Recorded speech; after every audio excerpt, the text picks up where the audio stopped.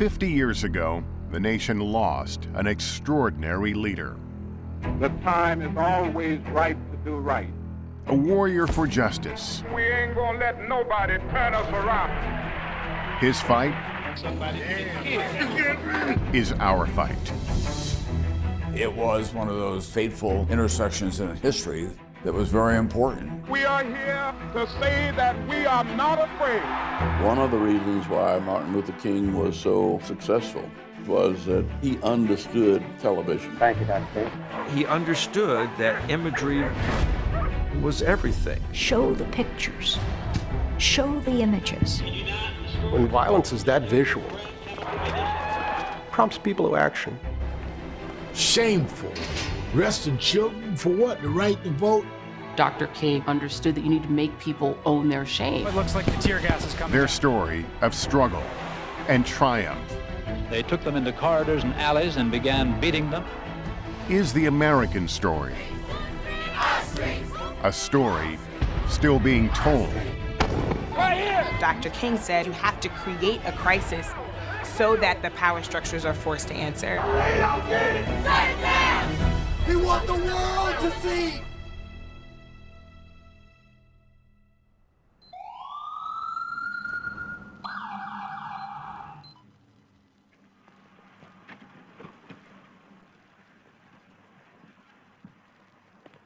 Well, sir. Good. How are you? Good.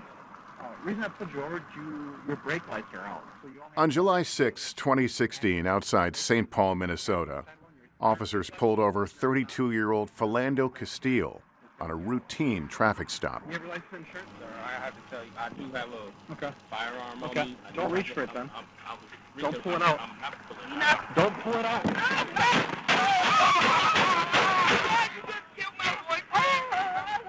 Stay with me. We got pulled over for a busted tail light in the back. And the police he's covered. He killed my boyfriend. Just 40 seconds after the last shot was fired, her 4-year-old daughter in the back seat, Castile's girlfriend Diamond Reynolds began streaming video live on Facebook from her cell phone while the world watched. And the officer just shot him in his arm. Get the female passenger out! Ma'am, exit the car right now with your hands up. Exit now. Keep them up. Keep them up. Where's my daughter? You got my daughter? Face away from me and walk back. We know how this story goes. He was reaching for the gun. I had to shoot him. We know that. She knew that. And she refused to let that be the narrative. She is going to force people to bear witness to this and to see something that has largely been rendered as being invisible in this country. It's okay, I'm right here with you. Before the world ever heard of Philando Castile or any of the other young black men whose public killings awakened the consciousness of the nation, there was 14-year-old Emmett Till and his grieving mother, Mamie. Live streaming your loved one's death is a 21st century version of what Emmett Till's mother did. She live streamed her son's death. Mamie Till's stunning decision to publish a photograph of her murdered son Emmett forced the country to confront the horror of racism and set in motion the modern civil rights movement.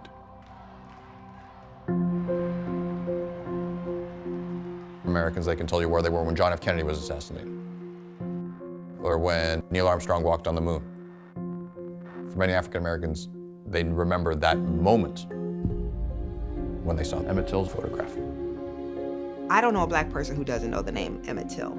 I don't know a single black person who has not seen that image. We're about the same age, matter of fact. It was horrifying. It was my 9/11. It was basically, an act of terror. In 1955, Mississippi was ground zero for racial terror in the American South when 14-year-old Emmett Till arrived from Chicago to visit his great-uncle, Mose Wright, in a town called Money. He was a big city kid. He wasn't familiar with the dark heart and the social taboos of the Jim Crow South. Black people and white people interacted only on a transactional basis, but they were largely two different worlds. You stick to your own kind, we'll stick to our own kind. One day, Emmett and his cousins go into town and they go to a little grocery store, Bryant's grocery store, and something happens inside. According to Carolyn Bryant, the wife of the proprietor, the woman who ran the store, Emmett Till, alone in the store with her, comes on to her and whistles at her. 4 days later, Bryant's gun-toting husband and brother-in-law went looking for the boy at his uncle's house. And Mose Wright begs him to leave him alone. Please don't take him. But they take him, and he never returns. He's thrown into the Tallahatchie River with a 70-pound cotton gin fan attached to his neck with a barbed wire. A few days later, a boy fishing in the river discovered a body, beaten beyond recognition. The body was so badly damaged that we couldn't hardly just tell who he was, but he happened to have on a ring with initials. And that cleared it up. In Chicago, Emmett Till's grief-stricken mother, Mamie, waited at the railroad station for the casket containing her son's body to arrive. Mamie Till is essentially confronted with a sealed wooden casket nailed shut by the sheriff. It was Mamie Till who demanded that that box be opened so that she could see her child. She kind of staggers in and sees this body, and she can't believe her beautiful child is this lump of flesh that's lying in this casket. And she said to herself, the country's gonna have to confront this. I'm not gonna suffer in this by myself. If this is what you're gonna do to Black boys, you're gonna look at it.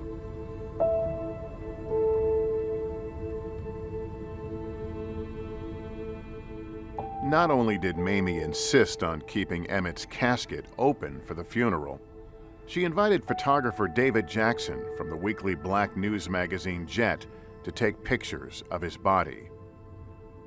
She and the editors of Jet magazine made the decision that they were going to display this for the country. All issues of Jet sell out. They published it again the next week. All issues sell out. And it's only in the black press owned by Johnson Publishing. The white press didn't even see it at first. There was quite a controversy about why would Jet print this terrible picture. They wanted to make a point, just to show you how bad things were. Mamie Till had something very important to teach. Show the pictures, show the images. She wanted the world to see the ravages of racism, the brutality of bigotry. I believe that the whole United States is mourning with me. And if the death of my son can mean something to the other unfortunate people all over the world, then for him to have died a hero would mean more to me than for him just to have died. Mamie Till, I think, got more viscerally than anyone that if she didn't show those pictures, he would just be another Black boy gone dead. Roy Bryant and his half-brother J.W. Milam were arrested and accused of murder. Their trial was held in Sumner, Mississippi, just 2 weeks after the funeral. Although black reporters were kept separate, it was one of the first times in the South that they were permitted to sit in the main courtroom with the rest of the press. Instead of being up in the balcony, frequently called the crow's nest, they were allowed to sit at a table on the ground floor, not that far from where the white press was seated. That was considered a breakthrough. Among the journalists covering the trial were Jet reporter Simeon Booker and freelance photographer Ernest Withers. Withers' photograph of Mose Wright on the witness stand, defiantly pointing to his nephew's murderers, captured a rare moment. A black man bearing witness to racial terror in a Southern courtroom. The Ernest Withers photo of Moses Wright standing up at the trial of Till's murderers was taken surreptitiously. I think that's the #1 image that most people remember. The trial lasted 4.5 days.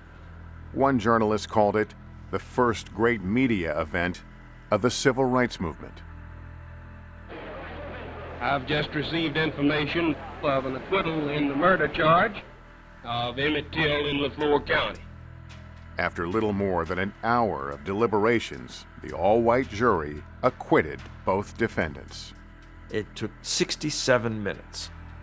And one juror said, it wouldn't have taken us even that long except we stopped to have a soda. While the defendants escaped punishment, they would not escape judgment. After the trial, this man, journalist William Bradford Huey, persuaded them to sell their true story for $4,000. Huey sold the story to Look magazine. It's the ultimate insult to injury, having just been exonerated in this sham of a trial, only to, with no fear of double jeopardy, tell their story. Yeah, we did it. Here's how we did it. Deal with it, America.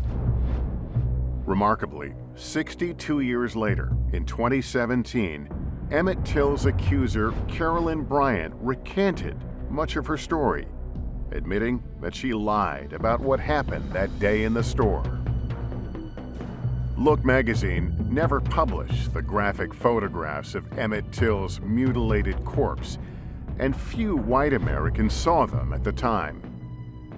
But soon, a leader would emerge who understood how images of racial violence could bring about change, and he would force the nation to face them.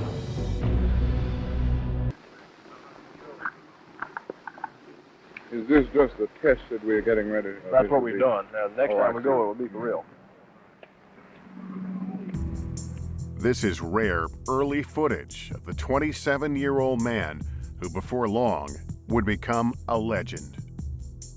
But in 1956, Martin Luther King Jr. was a little-known minister and the leader of a bus boycott in Montgomery, Alabama, that started when activist Rosa Parks refused to give up her seat to a white man. This is a non-violent protest using the method of passive resistance. Martin Luther King was a man of huge thoughtfulness about the strategy that he had asked those who followed him to use. And that strategy was that in the face of violence, you had the moral high ground if you did not return violence with violence. Negro passengers have been humiliated, intimidated. At first, the young minister who went by the unassuming name of M.L. King was only covered by black journalists writing for black papers. In particular, the Birmingham World, a black newspaper, and its editor, Emory Jackson. He writes about, long before anyone else, that Dr. King is invoking Gandhian principles. He becomes referred to in the black press as the Black Moses. The white editors, they were just living in a different world. The majority press, the white press, basically ignored African Americans. And not just episodes of violence against them, but achievements, anything to do with their daily life. Basically, flat out ignored them. They didn't even often use the names of black people because that would be a sign of respect. It's galling now to look at the level of disregard and oblivion that was in the media at that time. As long as you sit in the back, you have a false sense of inferiority. And so long as you let the white man sit in the front and push you back there, he has a false sense of superiority. Montgomery bus boycott. Unbelievably successful from the very first day. And it took weeks to get a national reporter in there. I think it was 6 weeks before a news magazine came in, and then 12 weeks before a major newspaper came in. We have have no moral choice but to continue the struggle, not for ourselves alone, but for all America. King developed a strategy of resistance that was designed to challenge the status quo while never making white America feel threatened. He consciously set about creating a character palatable to all of America. Martin Luther King understood that if you're only telling the story, among the black press and among black people, you're preaching to the choir. You've got to get outside the church. What special instructions or advice have been given the Negro people? If there is violence, that it must not come from Negro people. King's efforts to woo the media started to pay off. Soon, King was the story, and the story was the movement. More than 12 months now, we, the Negro citizens of Montgomery, have been engaged in a nonviolent protest. The boycotters faced death threats and persecution, but under the leadership of Dr. King, they mounted a successful and peaceful campaign. Facing financial crisis and failing in the courts, the city of Montgomery relented and ordered that black passengers be allowed to sit anywhere. America likes a winner. The media loves a frontrunner. One could argue that if Dr. King's first foray into on national television had not been a success, would the media have turned around and gone home? I don't know. We'll never know, thank God.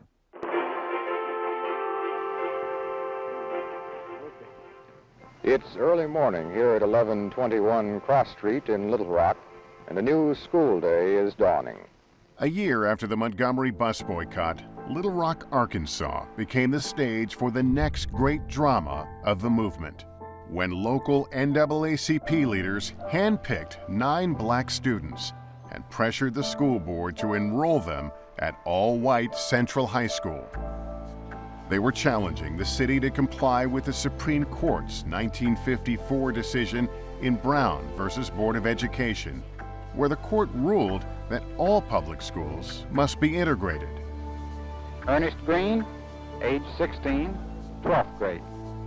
When they said, "Are you interested in transferring to Central?" I said, "Hey, why not?" My attitude was that change was coming. I want to be a part of it. I'm ready to change the face of the South. The story took an unexpected turn when the governor defied the courts and ordered the National Guard to block the black students from entering the school. The first day we faced the Arkansas National Guard with bayonets. They let the white students into the campus and barred us from entrance. It was surreal. Outside the school, an angry crowd gathered.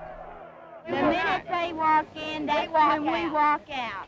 Mm-hmm. And it's not right. They have schools just as good as ours. 8 of the 9 black students arrived together that first day. Only Elizabeth Eckford, whose family didn't own a telephone, arrived alone.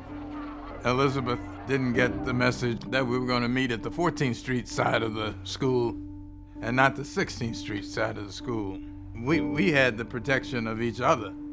And this group of ministers, Elizabeth didn't have anybody.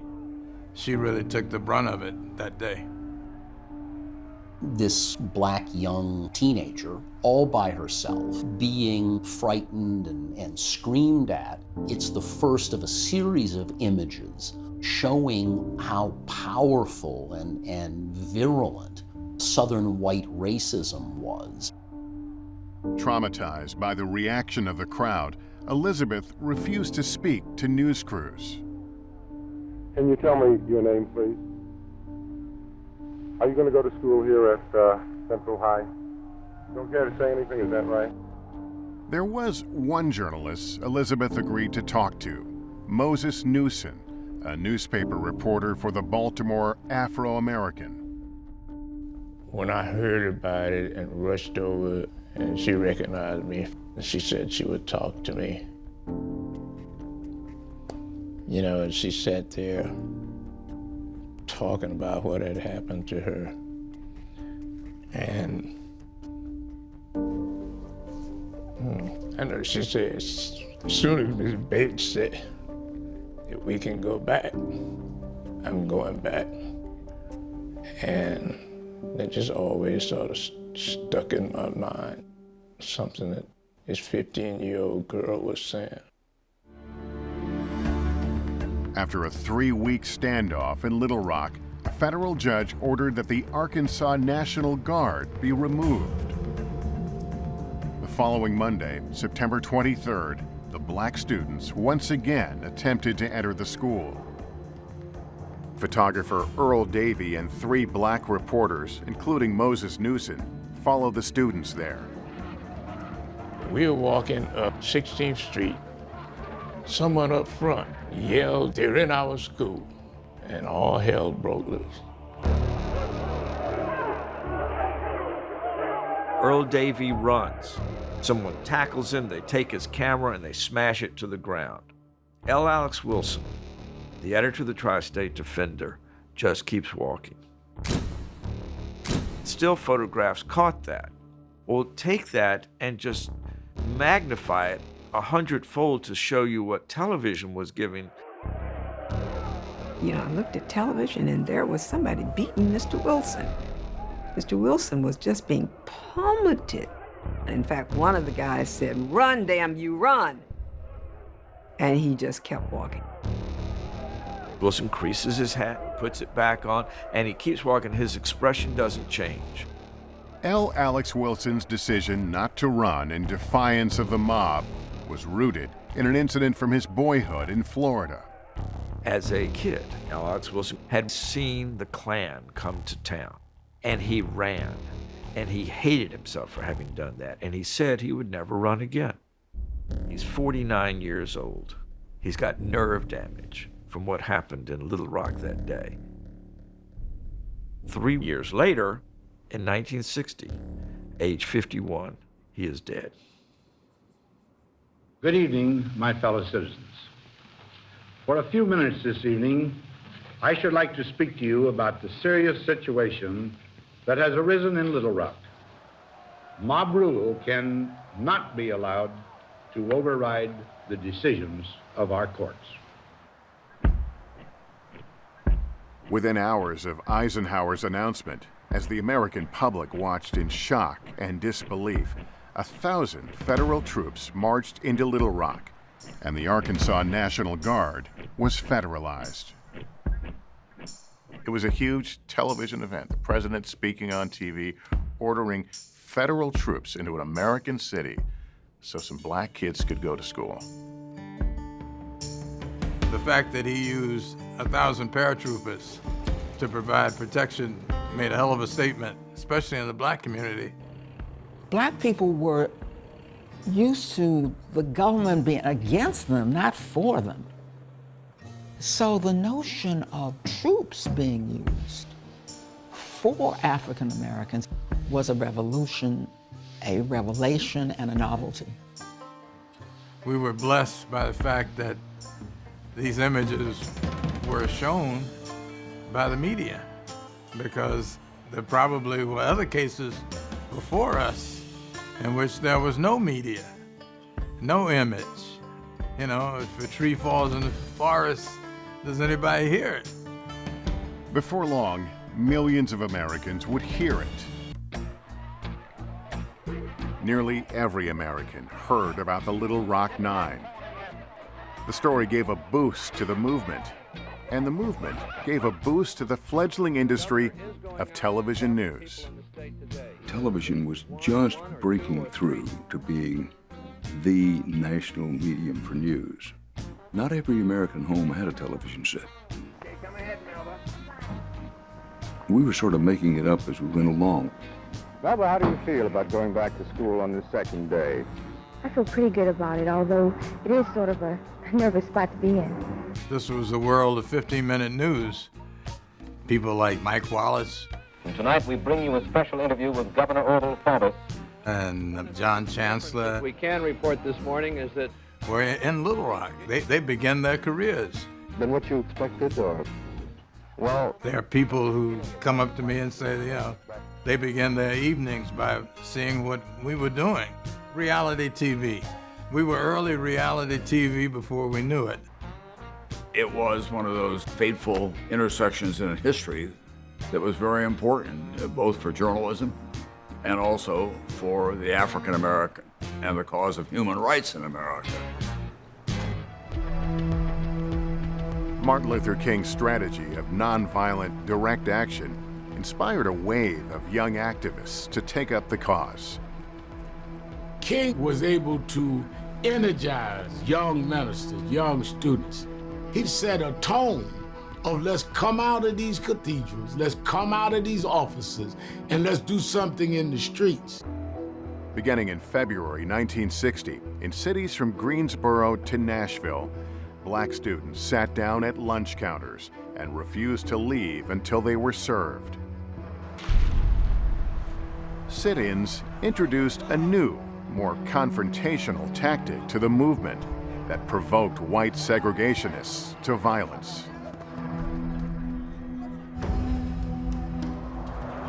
Then in May of 1961, 13 activists, black and white, calling themselves Freedom Riders, boarded 2 buses in Washington, D.C., a Trailways and a Greyhound.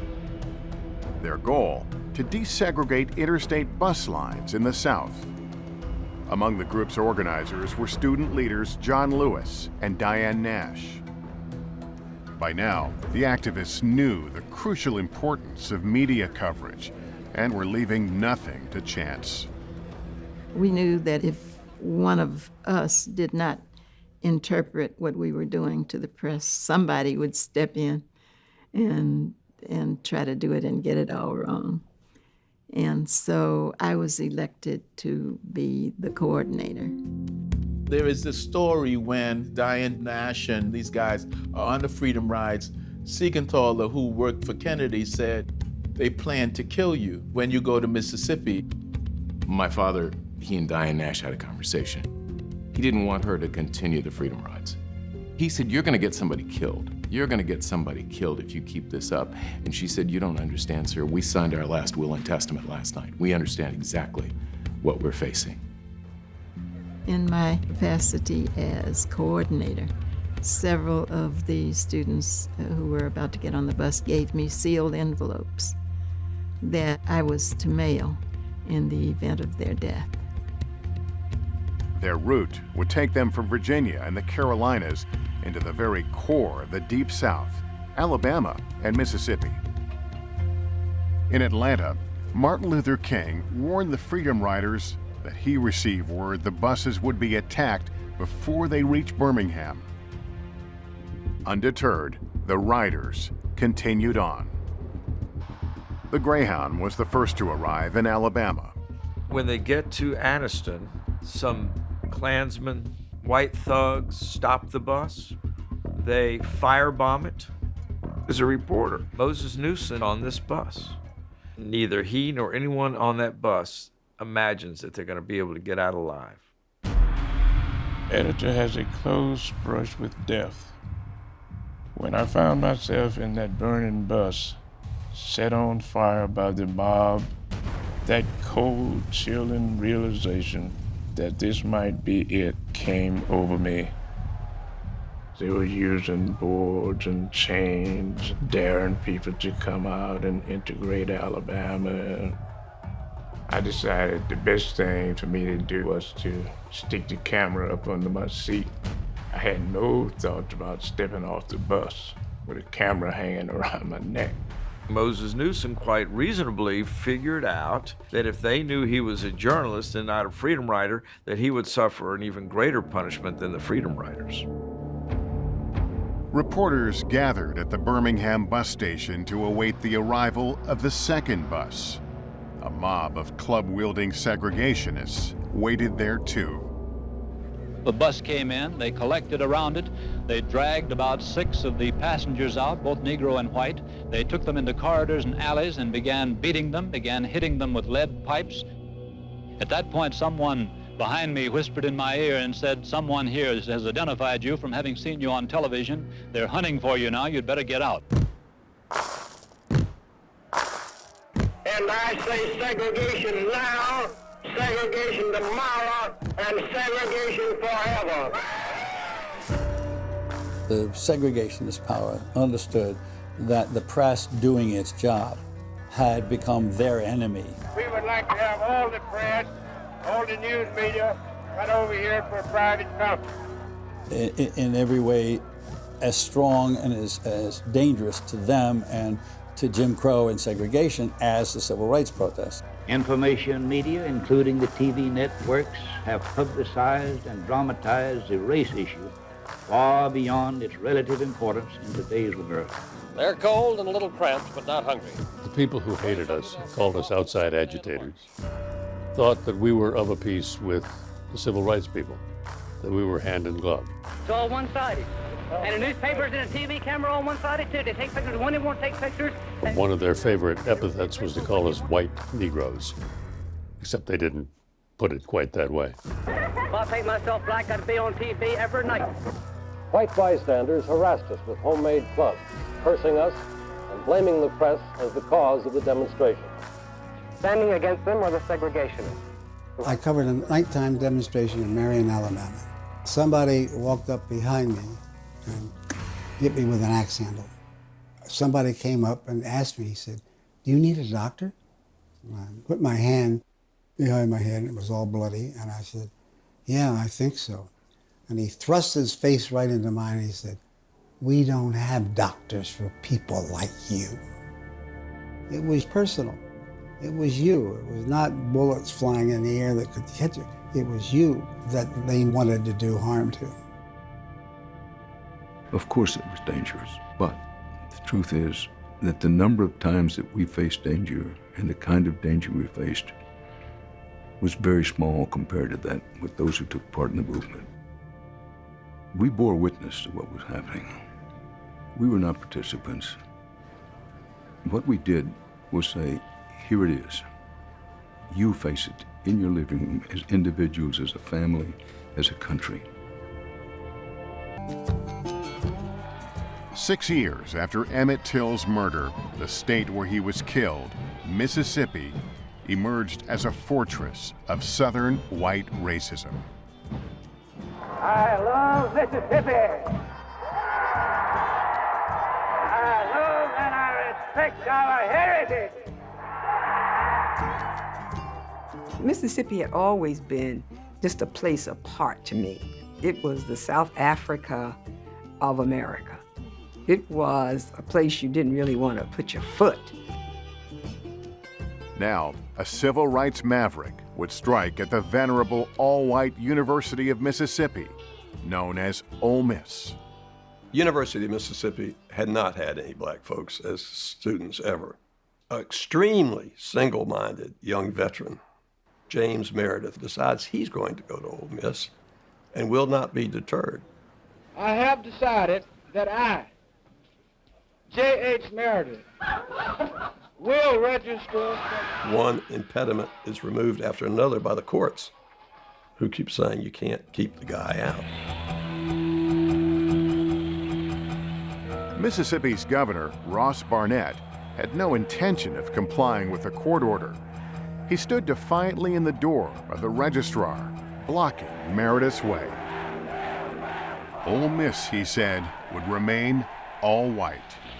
I, Ross R. Barnett, governor of the great and sovereign state of Mississippi, denied to you, James H. Meredith, admission to the University of Mississippi. This was such a strong, crazy reaction to this lone Negro entering the University of Mississippi. Being on the Ole Miss campus this weekend is something like being in the eye of a hurricane. There was a real sense of foreboding among many, many people, including reporters and including myself, of no good can come of this. On the side of opposing James Meredith, you had people flooding in from Alabama and other states who had nothing to do with the University of Mississippi.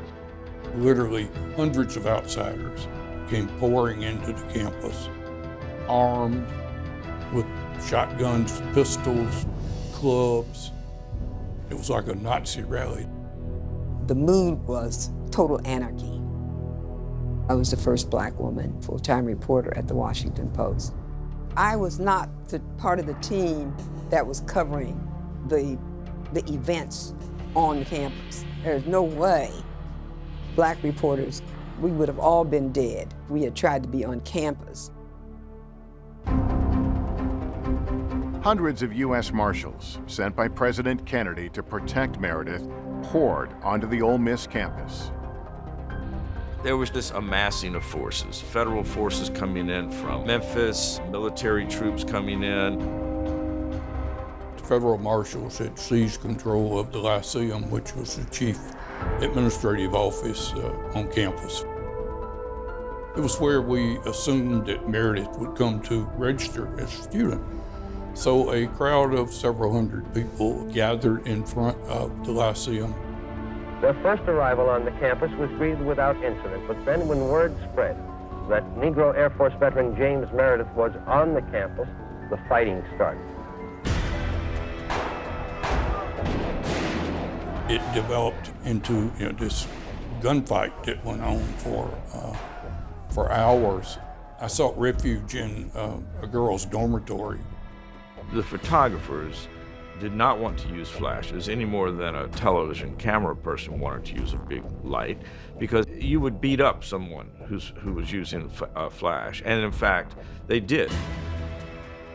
Before the night was over, the violence had claimed 2 lives. One was a French journalist named Paul Guillard. He had a bright red beard and red hair. Probably part of the reason that he died is because he was clearly identified as a member of the press. His body was found over near behind a women's dormitory, and he's been shot at close range. Unsolved to this very day. By the next morning, the riot was quelled. Under heavy guard, James Meredith was finally allowed to register and attend class at the University of Mississippi. He remained enrolled under the protection of U.S. Marshals until he completed his coursework the following year, becoming the university's first black graduate. What can the past tell us about the future?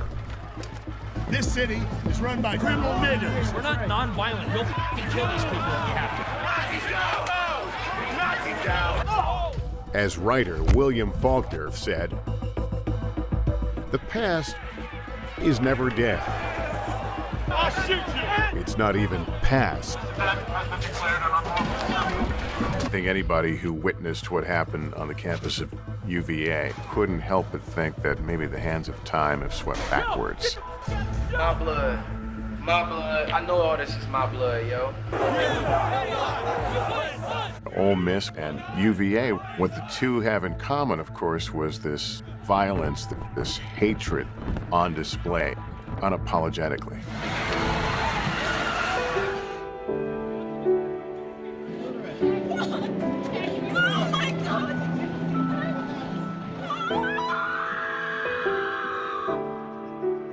Things that we thought we'd moved past, and a lot of people thought, how far have we really come?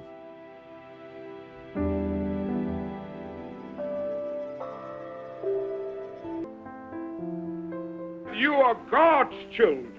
We ain't gonna let nobody turn us around. One of the reasons why Martin Luther King was so successful was he understood television. We deliberately had demonstrations before 12 o'clock. In order to get the film to New York, they had to leave by 1. We cannot, in all good conscience, obey such an injunction. Dr. King and his staff were very, very savvy. They knew exactly what was going on. You want me to just make a statement and not interview? You don't want to interview. And they strategized how they could use their coverage to their advantage. We must be willing to fill up the jails all over the state of Georgia. There's nobody that could make an hour-long speech any better than him. But for the 6 o'clock news, you had to get your message across. It had to be 30 seconds or less. The time is always right to do right, and we cannot wait. We cannot continue to accept these conditions of oppression. King would dramatize and force the media to deal with the issue. I've got to grab your attention without losing your interest and respect. And King mastered that. But for all of King's sophistication, he could still be outmaneuvered by a clever adversary and risk losing control of the civil rights story. I've often been told that I was welcome down here, but I didn't know whether I would be or not. Laurie, L-A-U-R-I-E, Pritchett, is the police chief of Albany, Georgia. And he set about doing things differently. King used the students' method of direct confrontation in Albany, Georgia. However, Police Chief Pritchett cleverly countered the nonviolent demonstrations with nonviolent arrests. All right, you're under arrest. Dr. King thinks he's going to draw violence onto protesters, but the police chief down there was actually very savvy. He decided he was not going to play to the television cameras. A ban on demonstrations has brought more than 1,500 arrests of desegregationists so far. They prayed, they were asked to move on, they refused to do so. You're under arrest. Pritchett jails Dr. King and a lot of other demonstrators. But his goal is not to let them have their way and stay in jail long enough to generate a lot of press and a lot of publicity. This is one time that I'm out of jail, and I am not happy to be out. Out of jail and out of the headlines, King seemed momentarily out of options. And the National Press Corps knew it. Reporters present Albany as a big defeat.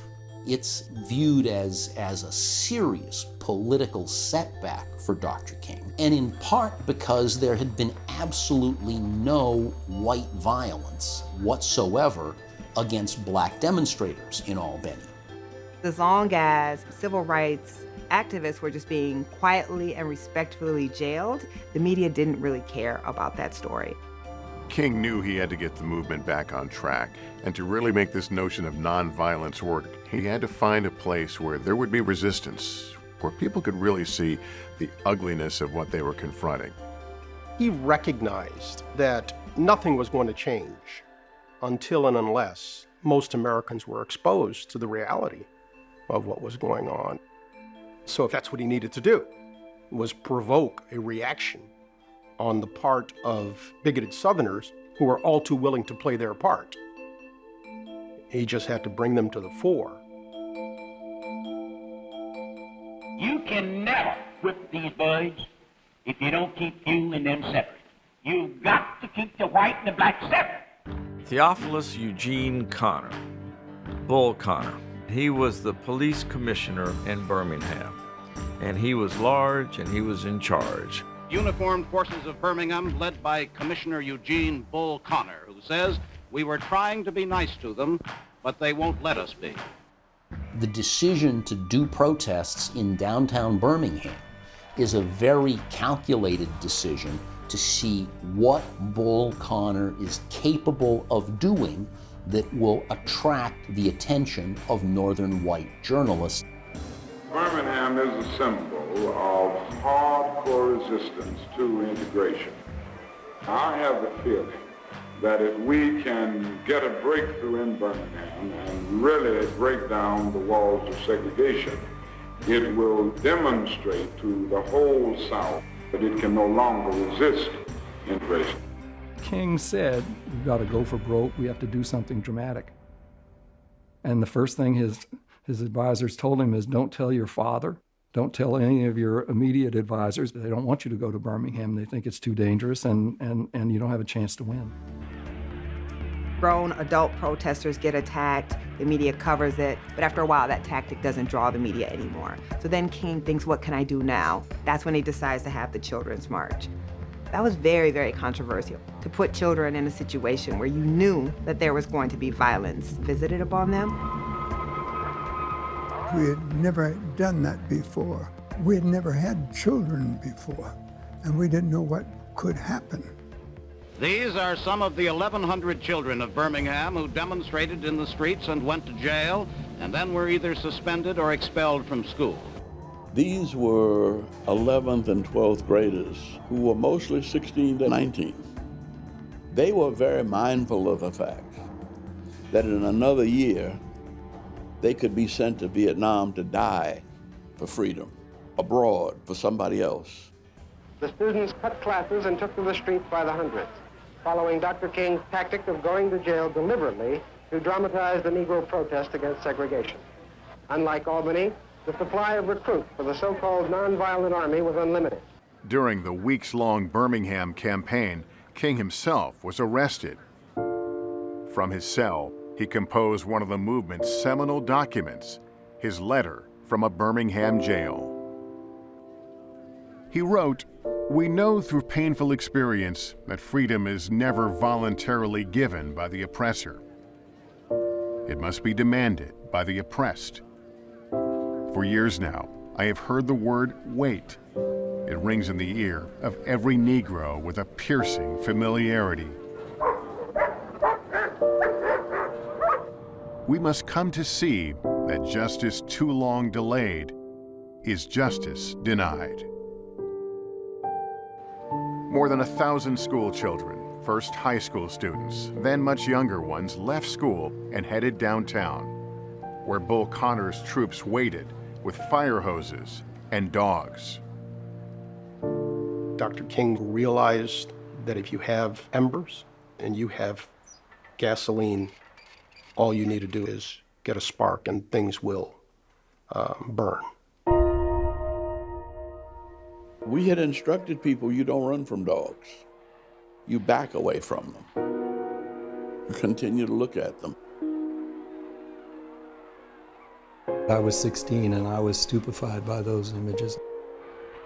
And I see these 6-year-old kids marching into dogs and fire hoses, singing freedom songs. And when they see the dogs and the fire hoses, they don't run.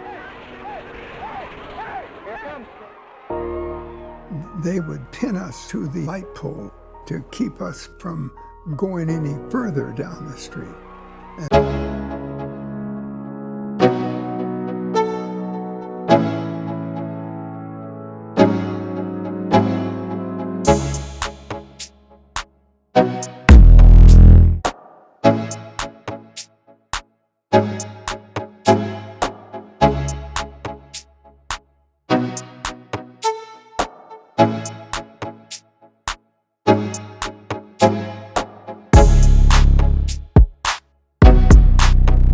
Dresses on who were getting beaten up. They weren't dressing up in their finest Sunday clothes to get blood all over them just for kicks. They were dressed that way so that they were the maximum amount of sympathetic. When violence is that visual, it prompts people to action. It gets people's attention in a way that any amount of intellectual discussion can't even approach. The constant pressure of these stories, the pictures of the police dogs and the fire hoses and the kids being arrested, those were all powerful firecrackers, if you will, on policy in Washington. You start to see the country as a whole saying, this is intolerable. This has got to stop. And that puts the pressure on. By now, the mainstream press was covering all the horrible things in the movement, and particularly what had happened in Birmingham. And that's an important moment in time because it kind of opens up the door for Lyndon Johnson. It gives him the space needed to pick up the torch from President Kennedy and push through the Civil Rights Act of 1964.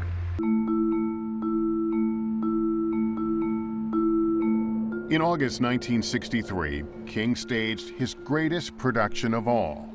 This time, the drama did not come from images of violence, but from the astonishing sight of 250,000 peaceful protesters from all walks of life descending on the nation's capital. I have a dream. My 4 little children will one day live in a nation where they will not be judged by the color of their skin, but by the content of their character. I have a dream today. Viewers around the world watched transfixed as a parade of celebrities, black and white, called for unity in the struggle for racial justice. Mr. Brando, what sort of an impression has this day left with you? It is possible for all men to come together in a sense of goodwill and to solve problems in a democratic way. The truth of it is that the March on Washington was what transformed a Southern, predominantly black movement into a national movement. It meant that we were not just an isolated movement. This movement became a universal movement. There were whites protesting alongside blacks. The news cameras couldn't look away, and ultimately it really changed the evening news as we know of it. Late today, the federal government... Nightly news was only 15 minutes during the sit-ins and the freedom rides, even the Birmingham crisis. But by the fall of 1963, CBS first went to 30 minutes. NBC Huntley Brinkley went to 30 minutes. Speed and efficiency in the New York and Washington nerve centers of NBC News. These now make possible the expansion of the famed Huntley Brinkley report to a full half hour. Television became a bigger presence in people's lives just in time for Freedom Summer and the peak of the Civil Rights era. The explosion of media attention inspired a surge of new recruits, mostly young and white, into the movement. We all feel hopeful that we are going to be able to do something, and that something really will come out of the summer. What areas will your main activities be in? Well, primarily we're working on voter registration, various forms of political education, and then what we call freedom schools. One of these young leaders was Bob Moses of the Student Nonviolent Coordinating Committee, SNCC. SNCC was thinking about how to get their point of view in front of the press. We understood that it didn't matter that black people got killed. We saw that what attracted the media to the whole campaign was the influx of Stanford and Yale. We have been invited, and we're simply helping people. The students representing the elite structures of the country. I really believe in these things that may sound idealistic, the Constitution, the Bill of Rights, and I think it's important for everybody to have these. It was clear at the orientation that the media were latching on to every young little white girl they could find who would be, post a picture back home. That's what the press was interested in. That's what brought the press, right? Clearly. And I'm just wondering if people in this room understand, one, that people should be expected to get beaten. They should expect to spend in jail, and it may go beyond the summer when they're in jail, and that they should expect possibly somebody to get killed. I don't believe that one single white person who came there felt that they were being used. People came, they were warned from the outset something terrible may happen to them. Nick, in your own mind, have you thought about the dangers in Mississippi, that you might come into physical harm? Yes, I certainly have. And I think as a recruiter, I was asking not only for their name, the address, their parents and everything, what is the newspaper in your hometown? Who should we contact if you get arrested, if something happens to you? Even if some of us are killed, even if I am killed, we will have died. Each death is going to bring Mississippi nearer to reconciliation. Oh, I was terrified. Before, during, it was terrifying.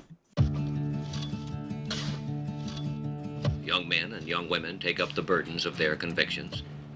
Without ceremony, occupied with the paraphernalia of departure, they go.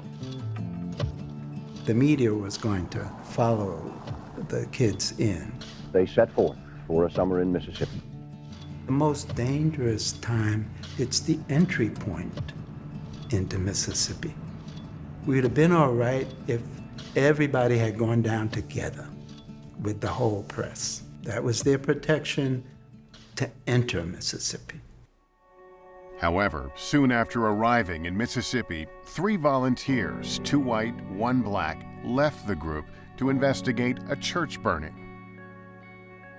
Schwerner, Cheney, and Goodman, 2 white Jewish kids and a black kid from Mississippi, did not come back by the appointed check time. The 3 civil rights workers who disappeared in Mississippi still have not been heard from. People are calling reporters saying there are missing civil rights workers in Mississippi. That was one of the reasons that allowed for this real convergence of press interest that went right up into the White House. Miss Werner, I have talked to the governor there, and he is making all the facilities of the state available in the search. It became the dominant story of the summer. Did Mr. Schwerner ever tell you in his own words why he came down here? He wanted to find what he could do about an intolerable situation. Very quickly, the media focused on Rita Schwerner, the telegenic wife of missing activist Michael Schwerner. That the people in this country have had enough. They went all over Rita. And Rita was about 5'2", and she weighed about 85 pounds. They went up to her and they said, "Mrs. Schwerner, how do you feel?" And Rita wouldn't play. She said, "You would not even be interviewing me if my husband was black." And it was true. It was true. Mrs. Cheney, the wife of one of the missing white men, has said that the only reason this case has attracted national attention is because there are 2 white Northerners involved. Do you believe that? Well, that's what I feel, too, because if he was by himself, I doubt that we would ever know anything. The bodies of Goodman, Schwerner, and Cheney were found in an earthen dam 44 days after their disappearance. Question facing everybody under the sound of my voice tonight, and every person who lives in this nation, is not so much who killed those young men, but what killed them. And when we move from the who to the what, in a strange sense, their death involves all of us.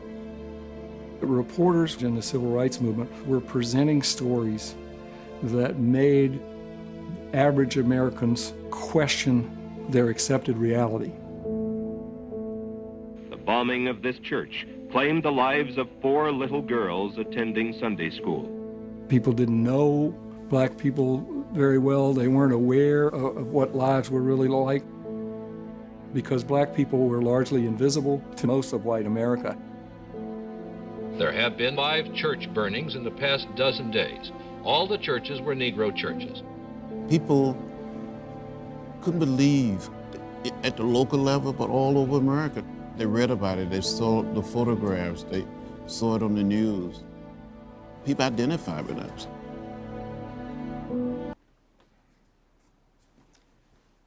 From a writer's life. Selma, Alabama, March 7th, 1965.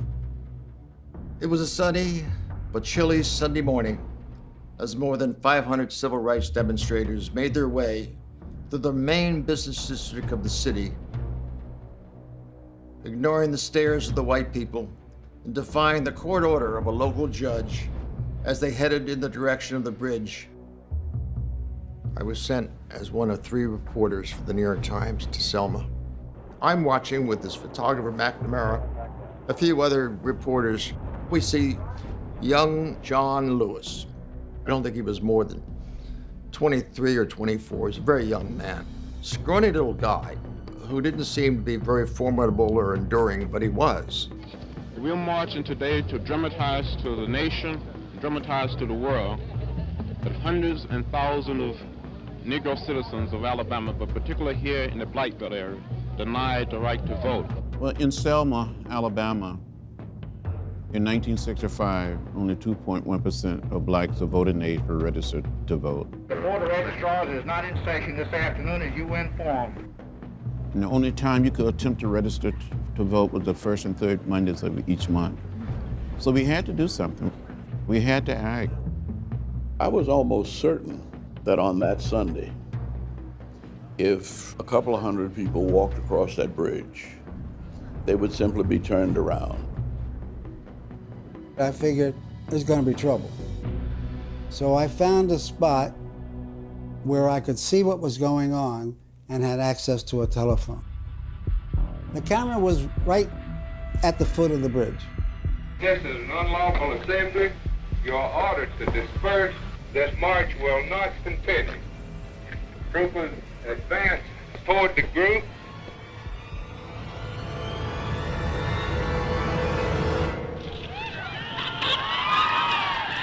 They just charged.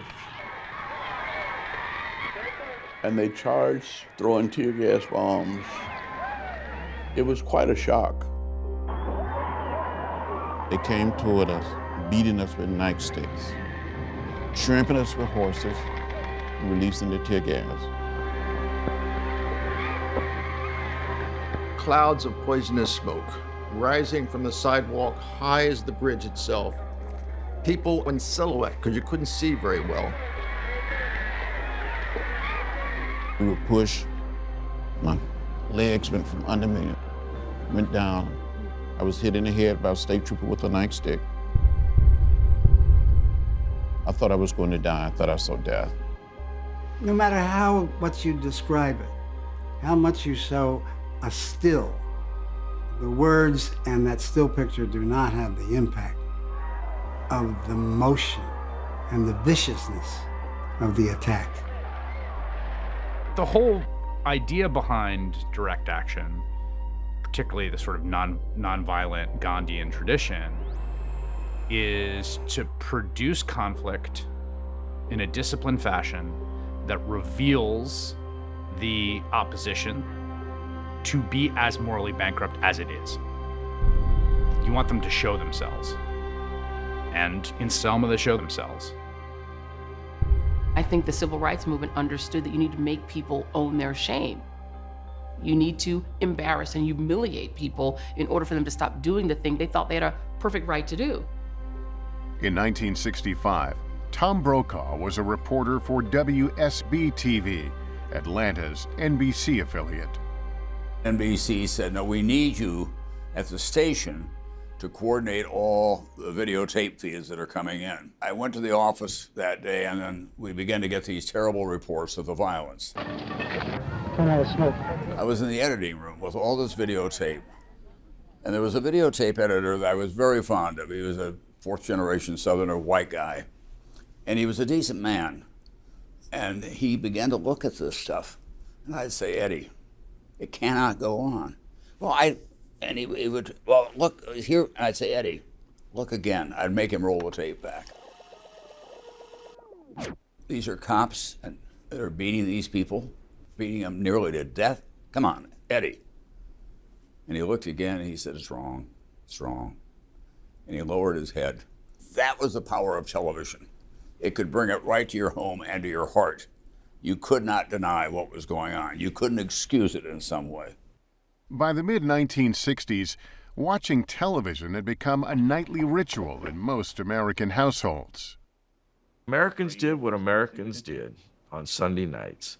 They have dinner, they watch Ed Sullivan's show, and on that night, it was the first viewing on television of the movie Judgment at Nuremberg. It's easy to condemn the German people, to speak of the basic flaw in the German character that allowed Hitler to rise to power. We interrupt this program to bring you a special bulletin. It was one of the rare times that a television network preempted its regularly scheduled programming for a news event. Order! Show you order! You're breaking into the first showing of this Academy Award-winning film about tyranny. The content made the average viewer say, gosh, are we like Nazi Germany? The most challenging picture of our time. Maybe at the moment nobody really appreciated the irony, but you're watching a movie about the trial of Nazi war criminals. Suddenly the TV switches to innocent, unarmed Americans being mercilessly beaten on live television. That's a moment that will forever be known as Bloody Sunday. This airs on Sunday night, March 7th. Tuesday morning at 9 o'clock, there are over 1,000 people from as far away as Hawaii. Before Expedia, they mobilized instantly. I've come to Selma to put my body where my heart is, to make sure that the Negro people recognize that there are white people in the North that are with them in their fight. The shockwaves from Selma reverberated around the world. Dr. King made an appeal for religious leaders to come to Selma. And ministers, priests, rabbis, and nuns came and walked across the bridge to the same point where we had been beaten. It was one of the finest hours for people to respond the way they responded. Without television, the civil rights movement would have been like a bird without wings. That's pretty amazing convergence of a media phenomenon and a mature movement coming together to shape politics. Like Birmingham before it, the brutality at Selma shocked the nation, compelling Washington to respond. Ladies and gentlemen, the President of the United States. This time with a Voting Rights Act of 1965. What happens in Selma or in Cincinnati is a matter of legitimate concern to every American. This is one nation.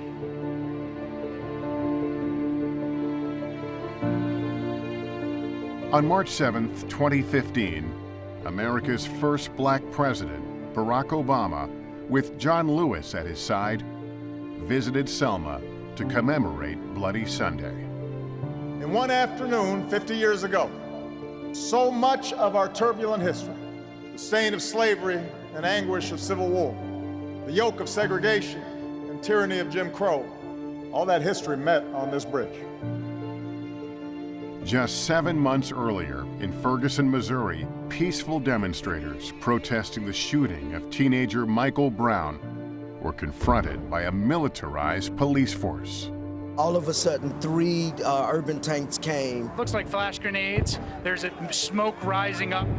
And now it looks like the tear gas is coming out. We just need to open our eyes and our ears and our hearts to know that this nation's racial history still casts its long shadow upon us. It's not just Negroes, but really it's all of us who must overcome the crippling legacy of bigotry and injustice. And we shall overcome. President Johnson's 1965 speech to Congress, invoking the movement's anthem, marked the peak of the civil rights struggle. For a brief moment, the promise of a nation united against racial injustice seemed within reach. But would it last? You tell them white folk in Mississippi that all the scared niggas are dead. After Selma, fractures within the movement began to show as a more militant group of activists gained traction. Do you think you'll be able to keep it nonviolent, Dr. King? Yes, I think so. Mr. Carmichael, are you as committed to the nonviolent approach as Dr. King is? No, I'm not. Why aren't you? Well, I just don't see it as a way of life. I never have. Newly anointed SNCC chairman Stokely Carmichael spoke for a younger generation when he issued a battle cry. Don't be afraid. Don't be ashamed. We want black power. We want black power. It was here in Mississippi this summer that Carmichael, with his cry for black power, first became a national figure, and to many, a frightening one. It's 2 words that come to capture a whole host of white anxieties about race and about African American civil rights activism. It has taken off like a lightning bolt in the media. It sounds kind of aggressive. It sounds on the verge of military revolt. I mean, everybody was full of black power. It drew all the news coverage. In Baltimore, the concept of black power. The issue of black power here in Grenada, Mississippi. Hear and watch black power. Black power. Black power. Black power. So the press was fixated on the notion of violence. Are you talking in violent analogies because you want to see a Negro violent uprising? When Stokely says black power, he's not just whistling Dixie. 3 white male journalists as the panel, and they're saying to him, well, don't you really mean it's about violence? And he's saying, very calmly, he says, when I talk about black power, I talk about black people in the counties where they outnumber them to get together, to organize themselves politically, and to take over those counties from the white racists who now run it. We just want what everybody else has. And he's looking at 3 people who represent, they know what we're talking about. They had to make themselves not understand him. We are not going to let these white people come into our neighborhood and kill us. They wanted to see us as only passive. It's like, oh, the bad movement is taking over. 65, that Selma March, that was wonderful. You know, people locking arms and singing We Shall Overcome and stuff. We want to talk about this thing called violence that everybody is so afraid about. The media tends to be stuck in the narrative that they understand. As black activists became less conciliatory to white America, the mainstream media began to cool on civil rights. So far, a definitive statement on what black power is has yet to be forthcoming, except that it is damaging. For most of the history of the civil rights movement, from the mid-1950s to the mid-1960s, it was easy for the white press to pick which side they were on. They were clearly on the side of the civil rights demonstrators. With the advent of black power, it becomes a little bit more difficult for the press to cast it in terms of good versus evil. The message of black power, kind of like the message of Black Lives Matter 50 years later, this is a message that is geared to blacks themselves.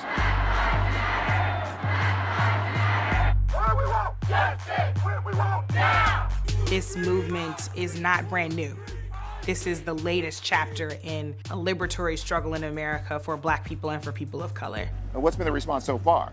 The real truth of the matter is that children are the ones who are suffering from this occupation the most. My role is to take the demands from the street and make them relevant in the policy space. Brittany Packnett, a leading Black Lives Matter activist, was one of several civil rights leaders, past and present, invited to the White House in 2016. People like Brittany, who served on our police task force in the wake of Ferguson and has led many of the protests. The beginning of our work in Ferguson was simply to help people understand that there really is a problem. That racism is not dead, no matter who was in the White House at the time. Some of our tactics were still rooted in the traditions of the civil rights movement. But given that this is the next chapter, things evolve. We weren't going to sing I Shall Not Be Moved and We Shall Overcome. We're gonna play Lil Boosie. We are not carrying protest signs, we're wearing protest tees. To wear your Sunday best, that was a strategic move in the civil rights movement, but I shouldn't have to dress my best for you to see me as a human being. When Black Lives Matter activists objected to the coverage of their movement by mainstream media, it's like we got a stash here of some New Amsterdam Citron vodka. They took control of their story. We were not pleased with the media because somebody would be at home watching a channel, they would text or tweet someone and say, this is the story that's being told about you. This is just an excuse to just go out there and rob and loot. And I know that's not true because I was just out there myself. There's police marching behind us. And that's why social media was such an important tool for us, because it allowed us to tell the truth unfiltered. Why do you need me, white TV host from New York, to be the person that points a camera at your protest? People can have a lot more control over their own stories. And that's profound and powerful. It was social media that propelled the Black Lives Matter movement onto a global stage. Yes, I will, sir. I'll keep my hands where they are. When cell phone images of unarmed African Americans killed by police went viral. The body of Michael Brown laying on that ground for 4.5 hours shocked America back into its consciousness once again. It woke so many people up that thought Emmett Till was a figment of the past and not a very relevant figure of the present. Emmett Till is Michael Brown and Tamir Rice and Sandra Bland and Eric Garner and all of those folks, because they woke us up once again.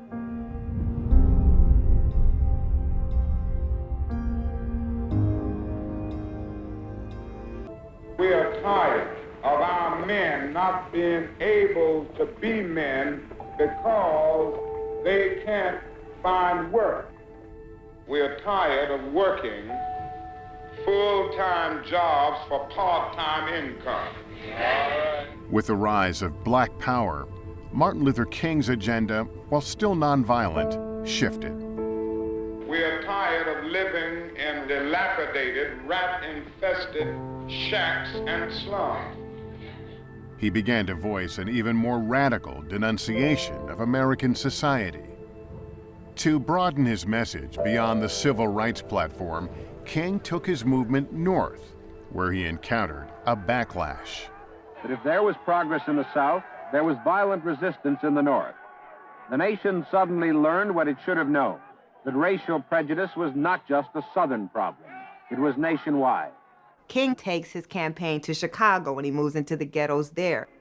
People felt very differently when the microscope was being turned upon their own communities. I have never seen, even in Mississippi and Alabama, mobs as hostile and as hate-filled as I've seen here in Chicago.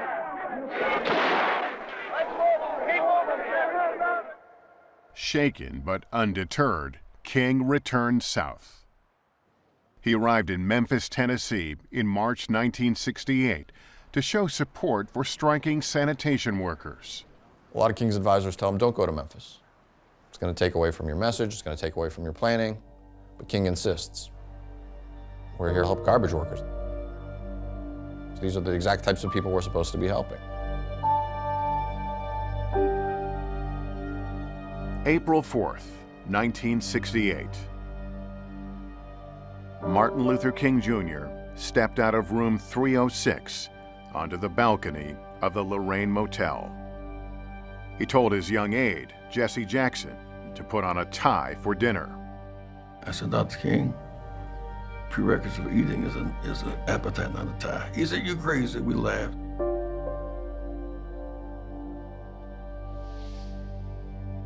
He never knew it hit him. He didn't suffer at all. Because I remember saying, get up, he's my friend, Martin, hold on, Martin. He was gone. He was here, he was not here. God knows this is the most tragic thing that has ever happened in my life.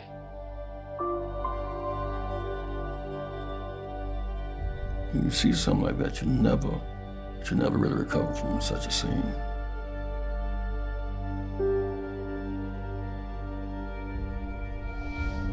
Knowing Dr. King was a marked man, news crews shadowed his every move.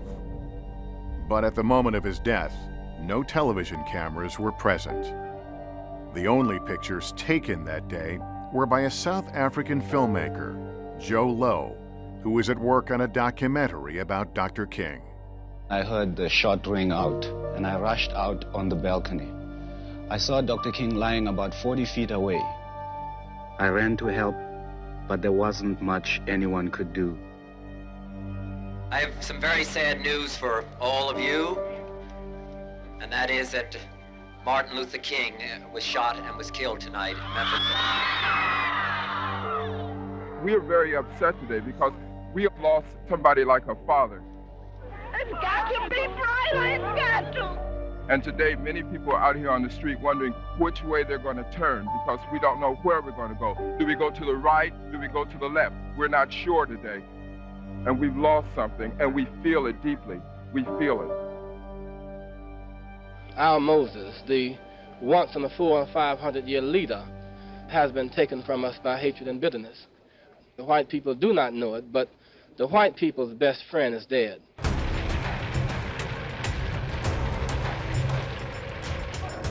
Crowds gathered along Harlem's 125th Street. Looting in varying degrees and some burning was reported in a dozen or more cities. An uncontrolled carnival of looting began. Dr. King gets assassinated, and cities in the north go up in flames and riots. There's a sense that the nation is on the brink of civil war. Once the demonstrators were seen out there burning down things, and they were seen as violent, all of the components that made the white man the obvious bad guy suddenly gets reversed. And that was a horrible moment of watching the narrative shift.